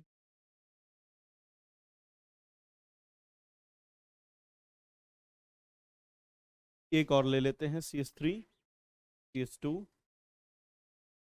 CH CH3 NH CH3। अब ये 5 मॉलिक्यूल हैं और इनमें हमें आपस में रिलेशन देखना है कि किस टाइप के आइसोमर हैं। तो अब जरा देखिए, ध्यान से देखिए इन कंपाउंड्स को। ये वाला है 1 डिग्री अमीन, ये 2 डिग्री अमीन, ये भी 2 डिग्री अमीन, ये भी 2 डिग्री अमीन, और ये भी 2 डिग्री अमीन। अब अगर एक 1 डिग्री अमीन है और बाकी 2 डिग्री अमीन है, तो 1 डिग्री अमीन और 2 डिग्री अमीन ये आपस में फंक्शनल आइसोमर होते हैं। इसका मतलब ये हुआ, अगर ये वाला मैं इसको मान लेता हूं 1, ये 2, ये 3, ये 4 और ये 5, तो मैं यहां पे लिख सकता हूं 1 का रिलेशन 2, 3, 4, 5 के साथ फंक्शनल आइसोमर है। और उसका रीजन ये है कि एक 1 डिग्री अमीन है, बाकी सभी 2 डिग्री अमीन है, और 1 डिग्री अमीन और 2 degree amine different function group है, इसलिए 1 का रिलेशन बाकी सबके साथ फंक्शनल है। अब यहां पर देखिए 2 और 3 को देखें। यहां पर अगर आप देखेंगे तो रेडिकल में 3 कार्बन है और इस साइड में रेडिकल में 2 कार्बन है। यहां पे इधर 4 कार्बन, इधर 1 कार्बन, इधर देखिए 4 कार्बन, 1 कार्बन, इधर भी 4 कार्बन और इधर 1 कार्बन। तो अगर 2 का रिलेशन 3, 4 और 5 से देखा जाए तो अब रेडिकल के साइज में चेंज आ रहा है। कैसे? एक तरफ यार 3 कार्बन 2 हैं, एक तरफ 4 और 1 है, तो नंबर ऑफ कार्बन में चेंज आया है, रेडिकल के साइज में चेंज आया है। और जब साइज में चेंज आता है तो ऐसे आइसोमर ओनली मेटामर होते हैं, वो केवल मेटामर हैं। तो अगर मैं 2 का रिलेशन 3 के साथ, 4 के साथ और 5 के साथ देता हूं तो ये केवल मेटामर हैं। अब जरा ध्यान से देखिएगा, 3 और 4 में अगर देखें, ध्यान से देखिए 3 और 4 में यहां पर 1 कार्बन का रेडिकल 4 का, 1 का 4 का, साइज में कोई चेंज नहीं है, केवल अटैचमेंट में चेंज है। कैसे? देखो यहां पर 1, 2, 3, 4 कार्बन की मेन चेन है, यहां पर 1, 2 और 3 कार्बन की मेन चेन। तो इस बार 3 और 4 में मेटामर तो हैं क्योंकि अटैचमेंट में चेंज है, लेकिन मेटामर के साथ, मेटामर तो हैं, अटैचमेंट में चेंज आ रहा है, लेकिन मेटामर के साथ मेन चेन में नंबर ऑफ कार्बन भी चेंज हो रहे हैं, और मेटामर के साथ मेन चेन में नंबर ऑफ कार्बन चेंज हो रहे हैं, इसलिए ये मेटा के साथ चेन आइसोमर है। अगर हम 3 का रिलेशन 5 से देखें, देखिए यहां पर मेन चेन में 1, 2, 3, 4 कार्बन, यहां पर भी मेन चेन में 1, 2, 3, 4 कार्बन है। तो 3 और 5 में अगर देखें, मेन चेन में नंबर ऑफ कार्बन चेंज नहीं हो रहे हैं, केवल डिफरेंस ये है कि यहां पे नाइट्रोजन फर्स्ट कार्बन से अटैच था, यहां पर नाइट्रोजन सेकंड कार्बन से अटैच है। एक बार फंक्शनल ग्रुप फर्स्ट कार्बन से अटैच्ड है, एक बार फंक्शनल ग्रुप सेकंड कार्बन से अटैच्ड है। तो इस बार अटैचमेंट में चेंज है, और इस तरह से चेंज है कि फंक्शनल ग्रुप की पोजीशन चेंज हो रही है, एक बार यहां पे 1 पे, यहां पे 2 पे। तो ये मेटा तो होंगे ही, बट मेटा के साथ पोजीशन आइसोमर होंगे। अगर हम 4 का रिलेशन 5 के साथ देखें, यहां मेन चेन में 3 कार्बन, यहां मेन चेन में 4 कार्बन, तो 4 का रिलेशन अगर 5 से देखोगे तो मेटा तो होंगे ही, लेकिन यहां पर मेन चेन में 3 कार्बन है, यहां मेन चेन में 4 कार्बन, तो मेटा के साथ ये चेन आइसोमर। ध्यान रखिएगा, 2 आइसोमर, कोई भी 2 आइसोमर एक साथ मेटामर भी हो सकते हैं, या मेटामर के साथ चेन और पोजीशन भी हो सकते हैं।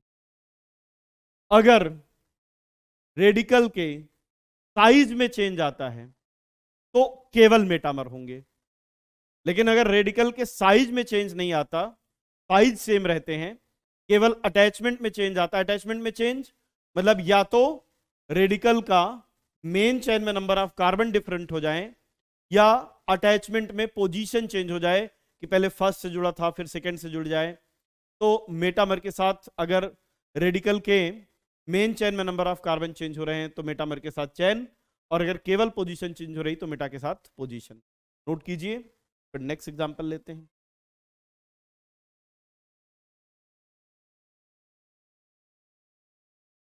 चलिए कुछ और एग्जांपल लेते हैं। जैसे अगर हमारे पास C डबल बॉन्ड O ये मॉलिक्यूल है और दूसरा मॉलिक्यूल है C डबल बॉन्ड O और CH।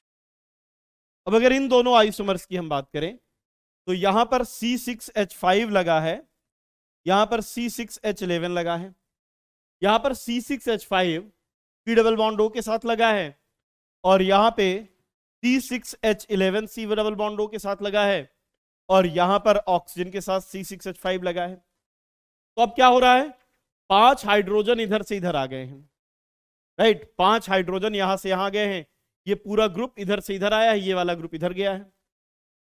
और जब भी कभी पॉलीवेलेंट फंक्शनल ग्रुप से लगे हुए, जो पॉलीवेलेंट फंक्शन ग्रुप है, अगर उससे लगे हुए ग्रुप के एटम्स को हम इधर से उधर करते हैं तो ऐसे आइसोमर भी मेटामर होंगे। तो ये भी मेटामर है। और एग्जांपल देखते हैं। जैसे अगर हमारे पास C डबल बॉन्ड O और यहां पे Cl लगा है। अब अगर जैसे यहां पे मैंने क्या किया था, 5 हाइड्रोजन इधर से इधर ला रहा था। अब अगर मैं यहां पे इस Cl को राइट वाली रिंग से लेफ्ट वाली रिंग पे लाता हूं, C डबल बॉन्ड O, अब केवल इतना चेंज किया है कि जो Cl यहां लगा था, इस Cl को इस वाली चेन पे लाते हैं। तो जब भी कोई एटम इधर से उधर होगा तो ये आइसोमर मेटामर होंगे। तो ये भी मेटामर। नेक्स्ट एग्जांपल देखते हैं।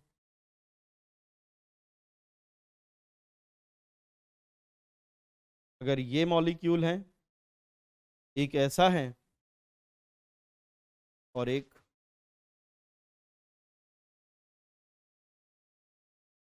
ये है, तो अब आप कहेंगे सर यहां पर भी तो ये वाली रिंग इधर ले गए, ये वाली रिंग इधर ले गए, तो ये भी मेटामर होना चाहिए। बिल्कुल नहीं।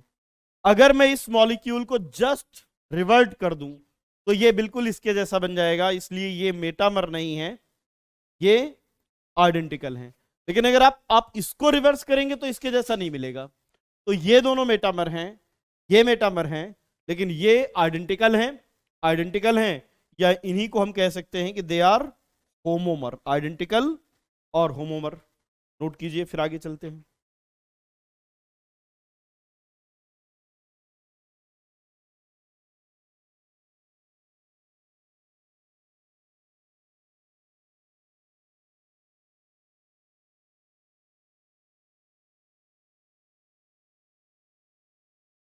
नेक्स्ट देखिए।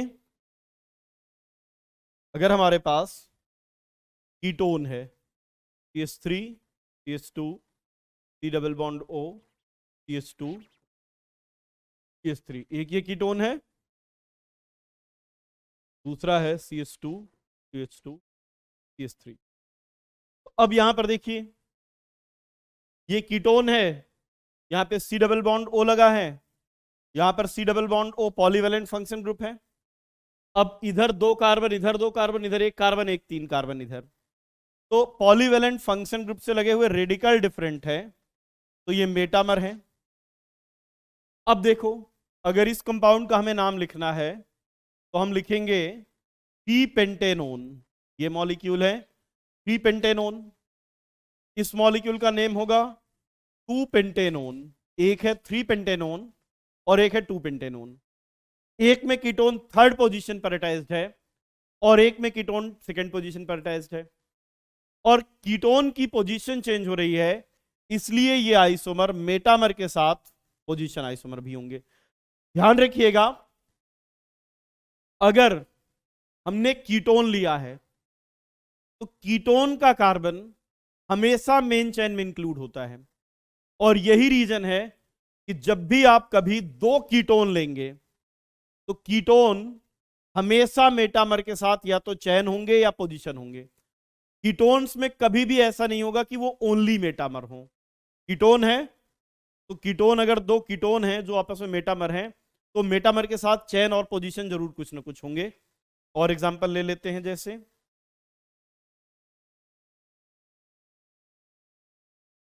जैसे एक मॉलिक्यूल ये है, राइट। अब एक दूसरा मॉलिक्यूल है,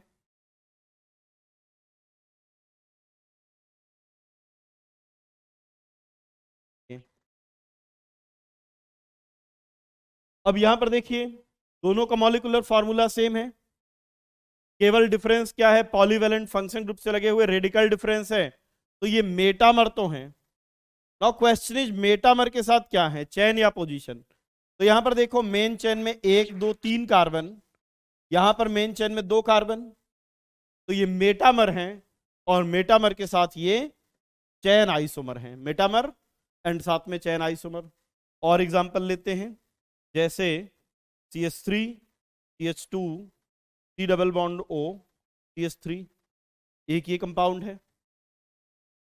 दूसरा है CH3 C double bond O O CH2 CH3। अब ये कि इन दोनों कंपाउंड्स का मॉलिक्यूलर फॉर्मूला सेम है, number of carbon hydrogen same है, केवल एस्टर पॉलीवेलेंट फंक्शन ग्रुप है। और पॉलीवेलेंट फंक्शन ग्रुप से क्या चेंज हुआ है, एक कार्बन इधर से इधर आ गया।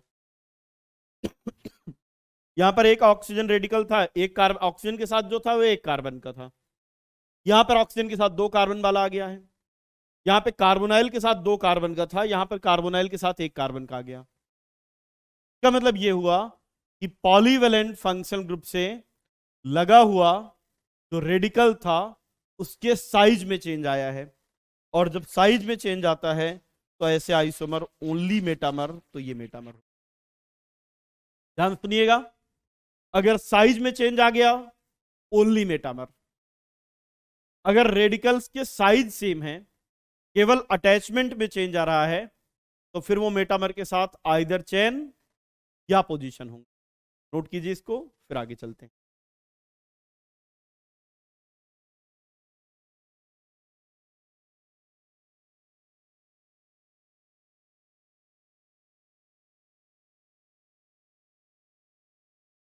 नेक्स्ट देखिए ring chain isomerism.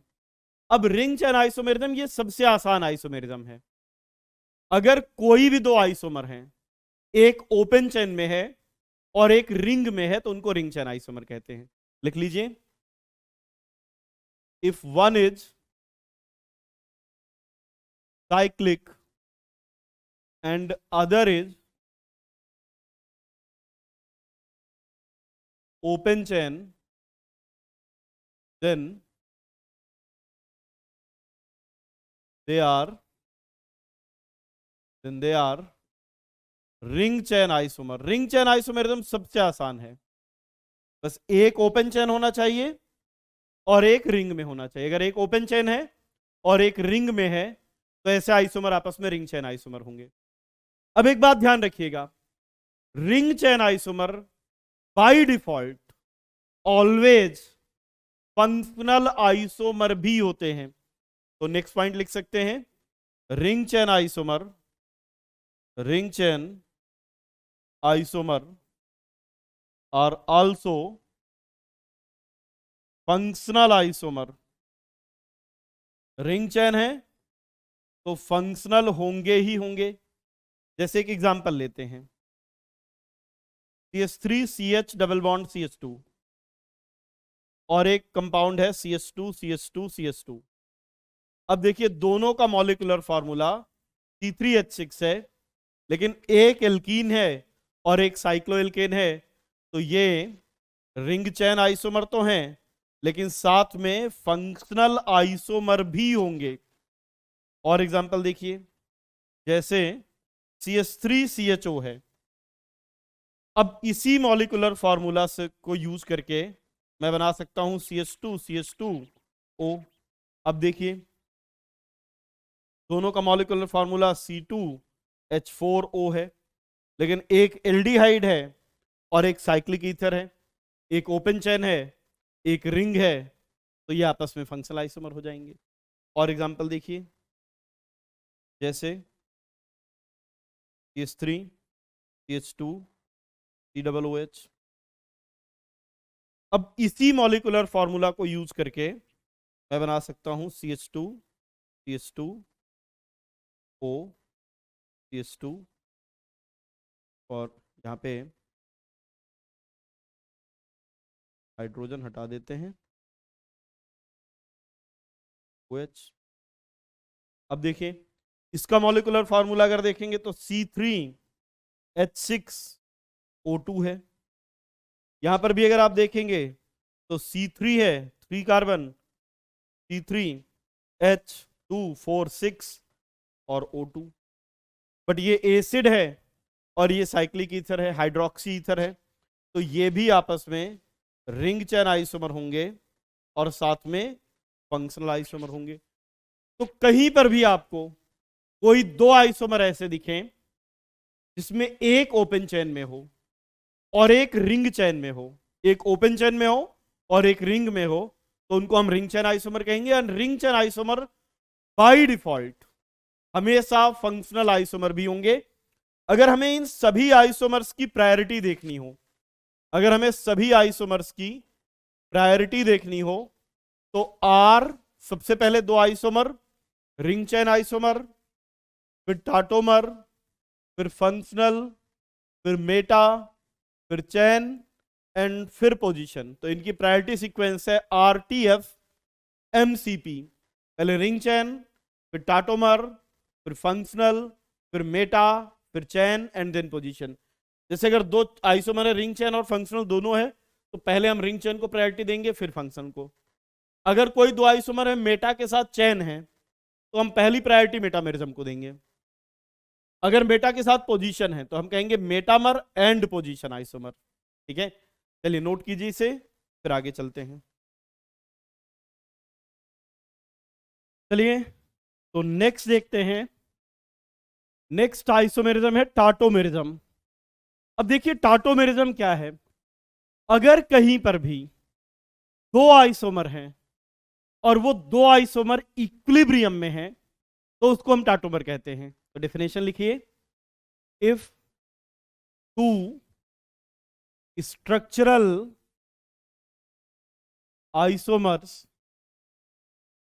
are present in equilibrium, they are called टाटोमर।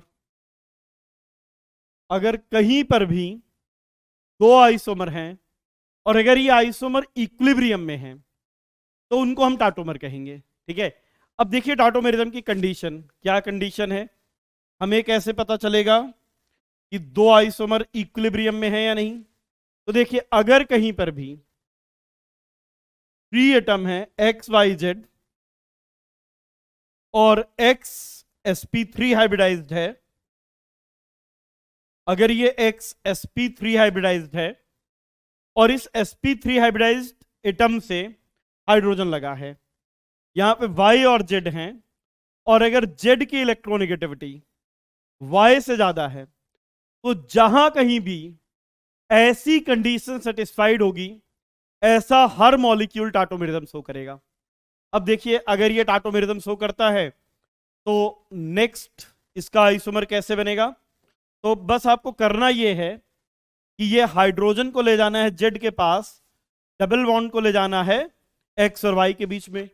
तो जो नेक्स्ट आइसोमर बनेगा X double bond Y Z, और Z से जुड़ जाएगा हाइड्रोजन। अब ये हाइड्रोजन यहां तक पहुंचता कैसे है, तो देखिए जरा कंडीशन क्या है।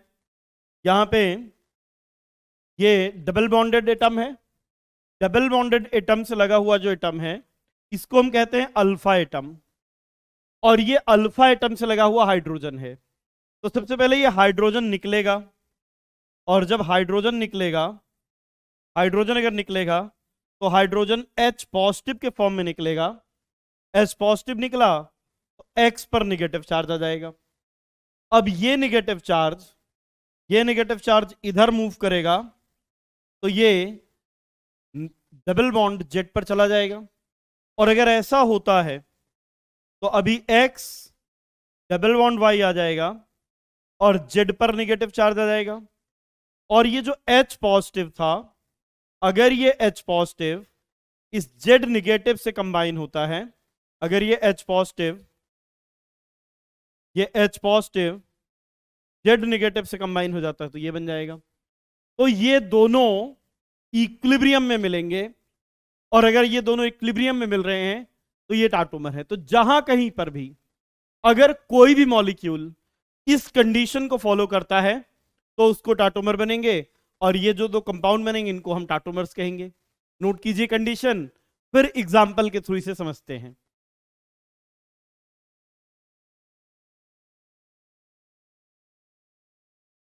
चलिए एक एग्जाम्पल लेकर के करते हैं। जैसे बस देखते हैं कीटो इनॉल टाटोमेरिज्म, कीटो इनॉल टाटोमेरिज्म। जैसे अगर हमारे पास CH3 C double bond O है, तो अब यहां पर देखिए, यहां पर देखिए ये Z हो गया, ये Y है, Z ऑक्सीजन की इलेक्ट्रोनेगेटिविटी कार्बन से ज्यादा है, ये X है, ये sp3 हाइब्रिडाइज्ड है, और इस sp3 हाइब्रिडाइज्ड कार्बन से यहां पर हाइड्रोजन लगा हुआ है, ये हाइड्रोजन लगा है CH2H। तो अब क्या होगा, ये जो कार्बन हाइड्रोजन के इलेक्ट्रॉन हैं, ये इलेक्ट्रॉन जाएंगे यहां पे, ऑक्सीजन पर आएगा नेगेटिव चार्ज, और ये H पॉजिटिव चला जाएगा इसके पास। तो जो नया स्ट्रक्चर बनेगा वो बन जाएगा CH2 double bond C CH3 और OH। अब देखिए यहां पर ये मॉलिक्यूल था कीटोन, तो ये हो गया कीटो फॉर्म। यहां पे डबल बॉन्ड है, डबल बॉन्ड से होता है इन, और OH से होता है ऑल, तो ये कीटो फॉर्म और ये इनॉल फॉर्म। और इस टाइप की जो टाटोमेरिज्म है इसको कहते हैं कीटो इनॉल टाटोमेरिज्म। और एग्जांपल लेते हैं, और भी एग्जांपल लेकर के देखते हैं। जैसे एल्डिहाइड में भी सिमिलर टाइप की टाटोमेरिज्म होगी। यहां पर भी ये Z Y X, ये इलेक्ट्रॉन जाएगा इधर, ये इलेक्ट्रॉन जाएगा इधर, और अब ऑक्सीजन पर नेगेटिव चार्ज आएगा, CH2 double bond CH OH, ये इनॉल फॉर्म है, ये एल्डिहाइड है। तो एल्डिहाइड में भी इनॉल टाटोमेरिज्म होगी, ये मॉलिक्यूल भी टाटोमेरिज्म शो करेगा। जहां कहीं पर भी ऐसी कंडीशन होगी, ZYX, Z more electronegative than Y, Z more electronegative than Y, ये X sp3 हाइब्रिडाइज्ड, इससे जुड़ा हुआ हाइड्रोजन। इसका मतलब जहां कहीं पर भी मॉलिक्यूल में अल्फा हाइड्रोजन होगा वो मॉलिक्यूल टाटोमेरिज्म शो करेगा। और एग्जांपल ले लेते हैं। जैसे अगर हमारे पास CH3CN है, C ट्रिपल बॉन्ड N, अब इस मॉलिक्यूल में देखिए ये Z Y ये X, ये sp3 हाइब्रिडाइज, तो ये इलेक्ट्रॉन इधर जाएगा, ये इलेक्ट्रॉन इधर जाएगा, तो ये बन जाएगा CH2 double bond C CH2 double bond C double bond NH। तो ये भी, इसमें भी टाटोमेरिज्म है। कोई भी मॉलिक्यूल अगर इस तरह से अल्फा हाइड्रोजन है तो वो मॉलिक्यूल टाटोमेरिज्म शो करेगा। नोट कीजिए, फिर कुछ और एग्जांपल लेते हैं।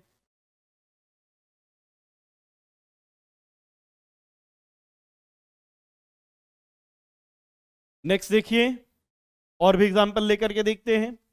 जैसे CH2H N double bond O। अब ये यहां पे नाइट्रो ग्रुप NO लगा है, NO होता है नाइट्रोसो। अब यहां पर देखिए ये Z Y X sp3 hybridised, और ये हो गया अल्फा हाइड्रोजन। अगर ये इलेक्ट्रॉन इधर जाता है, ये यहां जाता है, तो ये बन जाएगा CH2 double bond N OH double bond NOH। ये कंपाउंड होता है ऑक्सीन, ये था नाइट्रोसो, और इसलिए इस टाटोमेरिज्म को हम कहते हैं नाइट्रोसो ऑक्सीन टाटोमेरिज्म। और एग्जांपल देखिए, जैसे अगर हमारे पास नाइट्रो मॉलिक्यूल है, N double bond O, coordinate bond O।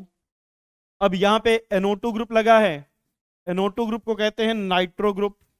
अब देखिए ये हो गया Z, Y, ये X, ये sp3 hybridisation, sp3 hybridise carbon से लगा हुआ हाइड्रोजन, अल्फा हाइड्रोजन, ये इलेक्ट्रॉन इधर गया, ये इलेक्ट्रॉन इधर गया। तो अब जो नया टाटोमेरिक स्ट्रक्चर बना, CH2 double bond N, coordinate bond O और OH, इसको कहते हैं AC फॉर्म। और इसलिए इस टाइप की टाटोमेरिज्म को कहते हैं नाइट्रो AC टाटोमेरिज्म। और एग्जांपल देखिए, जैसे CH3 C double bond O NH2। अब देखिए यहां पे ये ऑक्सीजन है, Z more electronegative than carbon, और ये नाइट्रोजन है, Z, Y और ये X। अब इस NH2 के, ये जो NH2 है, NH2, इसके हाइड्रोजन ये इधर जाएगा, ये इधर जाएगा, और नेक्स्ट आटोमेरिक स्ट्रक्चर बन जाएगा CH3 C OH double bond NH। अब देखिए ये मॉलिक्यूल है अमाइड, और ये जो मॉलिक्यूल बना है ये है इमिडोल। ये अमाइड और ये इमिडोल, और इस टाइप की टाटोमेरिज्म को हम कहते हैं amide इमिडोल tautomerism. Amide इमिडोल tautomerism, note कीजिए इसको।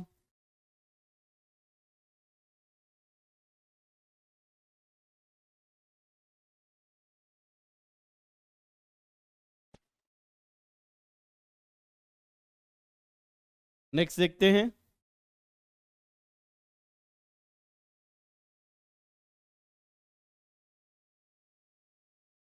अब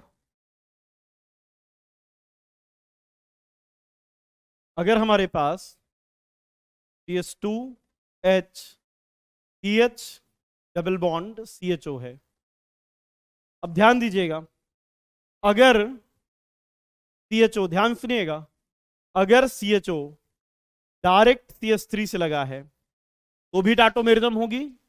अगर CHO डायरेक्ट CH3 से ना लग करके बीच में डबल बॉन्ड आता है और फिर ये CH3 से लगा है, तो भी इस मॉलिक्यूल में टाटोमेरिज्म होगा।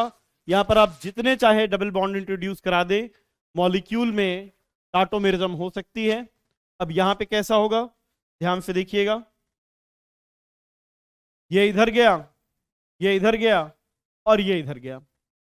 और अगर ऐसा होता है तो अब CH2 double bond CH CH double bond CH OH, तो ये भी टाटोमर है। अब यहां पर अगर हम देखें तो 1 2 3 4 5, 1 एटम से 5 एटम पे हाइड्रोजन का ट्रांसफर हो रहा है, और इसलिए इस टाइप के जो टाटोमेरिज्म है इसको हम कहते हैं 1,5 टाटोमेरिज्म। ये एग्जांपल हो जाएगा 1,5 टाटोमेरिज्म का। और भी एग्जांपल हो सकते हैं 1,5 टाटोमेरिज्म की, जैसे अगर हमारे पास ये मॉलिक्यूल है और यहां पर हाइड्रोजन लगा है, तो ये Z Y, बीच में डबल बॉन्ड आ गया, और डबल बॉन्ड से लगा हुआ कार्बन ये sp3 हाइब्रिडाइज कार्बन, और जो sp3 हाइब्रिडाइज कार्बन से, ध्यान रखिएगा, sp2 कार्बन से लगा हुआ जो sp3 कार्बन है ये है अल्फा कार्बन, और अल्फा कार्बन से लगा हाइड्रोजन है अल्फा हाइड्रोजन। तो अब यहां पर भी टाटोमेरिज्म हो सकती है। कैसे, ये इलेक्ट्रॉन इधर जाएगा, ये इधर जाएगा, और ये इधर जाएगा, और अब अगर ट्रांसफर होता है तो यहां पर आ गया डबल बॉन्ड, यहां पे ऑलरेडी डबल बॉन्ड था, ये यहां पे आ गया, और ये OH यहां पे आ गया। ये जो मॉलिक्यूल है ये है फिनॉल, और इसमें 2 डबल बॉन्ड है, 2 डबल बॉन्ड है, तो ये है डाईईन, और साथ में कीटोन भी है, तो डाईईन ओन फिनॉल, और इसलिए इस टाइप के आइसोमेरिज्म को हम कहते हैं, टाटोमेरिज्म को, डाईईनोन फिनॉल डाइइनोन फिनॉल टाटोमेरिज्म। और एग्जांपल देखिए, जैसे अगर हमारे पास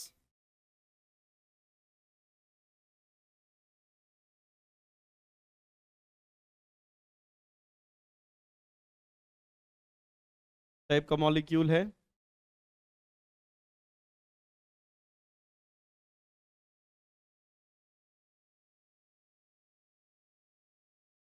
एन डबल बॉन्ड ओ।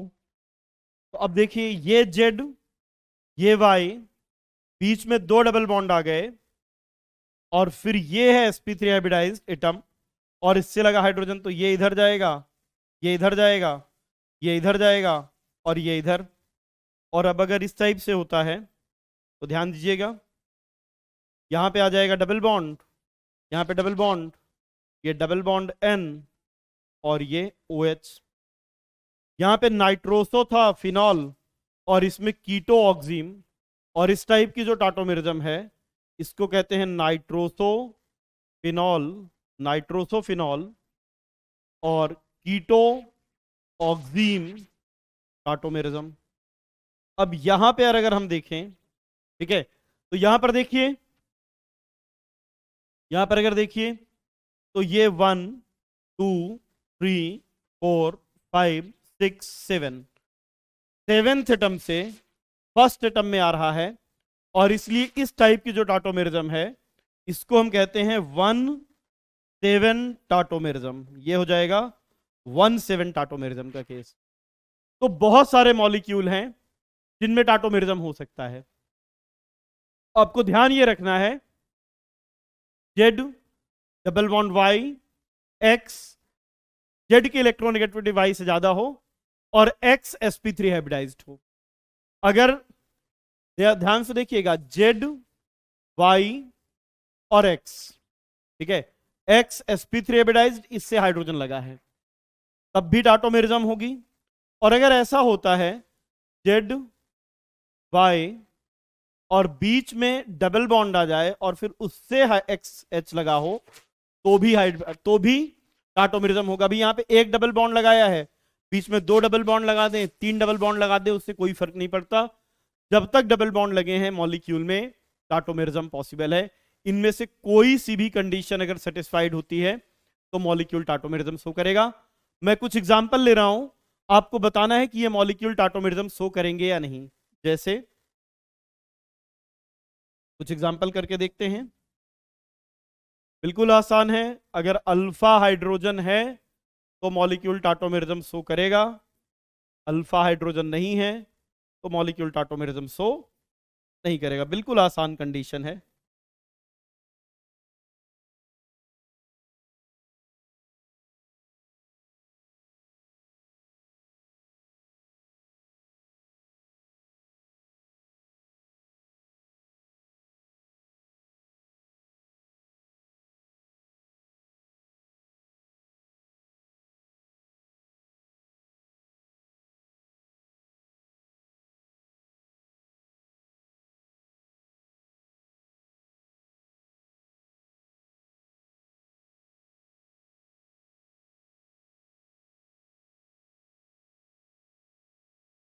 अब ये मॉलिक्यूल हैं। अब देखिए फर्स्ट मॉलिक्यूल में अगर देखें तो ये डबल बॉन्ड वाला कार्बन, इससे कोई हाइड्रोजन लगा ही नहीं, इसके पास अल्फा हाइड्रोजन नहीं है, ये टाटोमेरिज्म शो नहीं करेगा। ये sp2 कार्बन से लगा हुआ sp3 कार्बन, अल्फा कार्बन, और इसके पास 3 अल्फा हाइड्रोजन है, ये मॉलिक्यूल टाटोमेरिज्म शो करेगा। यहां पर देखिए ये sp2, ये भी sp3 और ये भी sp3, यहाँ पे 6 अल्फा हाइड्रोजन है, मॉलिक्यूल टाटोमेरिज्म शो करेगा। यहां पर देखिए sp2 से जुड़ा हुआ sp3, 3 और 2, 5 अल्फा हाइड्रोजन है, ये मॉलिक्यूल भी टाटोमेरिज्म शो करेगा। अब यार ये sp2 कार्बन है, इससे लगा हुआ कार्बन भी sp2 है, तो इसमें अल्फा कार्बन तो है, लेकिन सॉरी अल्फा कार्बन ही नहीं है, sp2 से कोई sp3 कार्बन लगा ही नहीं है, तो इसमें अल्फा हाइड्रोजन 0, टाटोमेरिज्म शो नहीं करेगा। यहाँ पे ये sp2 कार्बन, इससे ये वाला sp3 लगा है, 3 अल्फा हाइड्रोजन है, टाटोमेरिज्म शो करेगा। ये sp2, इससे लगे हुए दोनों ये भी sp2 है, और टाटोमेरिज्म क्या के लिए क्या चाहिए, sp2 से लगा हुआ sp3 कार्बन चाहिए, और sp3 कार्बन पे हाइड्रोजन चाहिए। अब यहां पर भी अल्फा हाइड्रोजन 0 है, तो ये टाटोमेरिज्म शो नहीं करेगा। नोट कीजिए, फिर कुछ और एग्जांपल लेते हैं।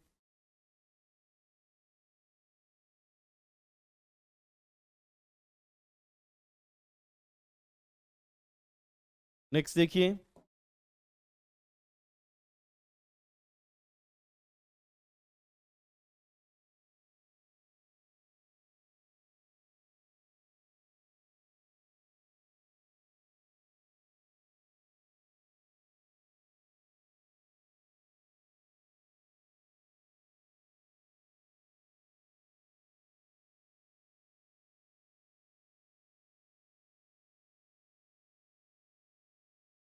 अब इस मॉलिक्यूल में देखिए, ये sp2, इससे लगे 2 अल्फा कार्बन, दोनों पे 2 2 अल्फा हाइड्रोजन, 4 अल्फा हाइड्रोजन है, टाटोमेरिज्म शो करेगा। ये sp2 से लगा हुआ sp3, यहां पर 2 अल्फा हाइड्रोजन, ये भी टाटोमेरिज्म शो करेगा। यहां पर देखिए sp2 से लगा हुआ sp3, लेकिन इन दोनों पर कोई भी अल्फा हाइड्रोजन नहीं है, 0 अल्फा हाइड्रोजन, और अगर अल्फा हाइड्रोजन नहीं है तो मॉलिक्यूल टाटोमेरिज्म भी शो नहीं करेगा। तो it's all about isomerism, it's all about structural isomerism. Thank you very much. आज के लिए इतना ही, इसके आगे डिस्कस करेंगे नेक्स्ट क्लास से, और नेक्स्ट क्लास में हम ज्योमेट्रिकल आइसोमेरिज्म डिस्कस करने वाले हैं। Thank you very much.